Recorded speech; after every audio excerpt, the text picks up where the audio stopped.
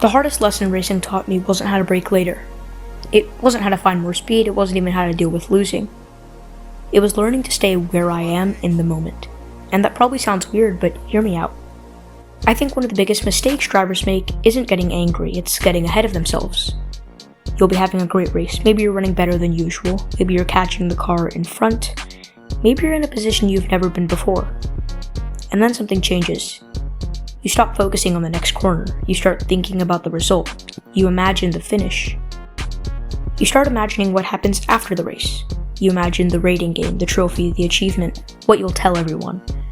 And now you're not racing, you're daydreaming. I've seen this happen a lot, and not just in racing. When something good starts happening, our brains immediately want to skip ahead. We stop appreciating the process and think about the reward instead, and usually that reward becomes a distraction. And in racing, that's the most dangerous thing you can have. Because motorsport only cares about what's happening right now. The car doesn't care what position you're in, the track doesn't care how excited you are, the next corner doesn't care that you're imagining the checkered flag. It still has to be driven correctly every single time. And I think that's one reason racing is so difficult. Not because driving is hard, because staying present is hard. Anyone can focus when things are going badly, when you're struggling. All you can think about is fixing the problem, but when things are going well, that's when your mind wanders. That's when you start thinking about what this result means. That's when you put pressure on yourself, and pressure usually comes from the future, not the present, not the past. The funny thing is that the best races often happen when you're not thinking about the finish whatsoever.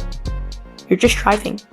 Corner, brake, turn, throttle, repeat. No predictions, no celebrations, no fantasies, just focus.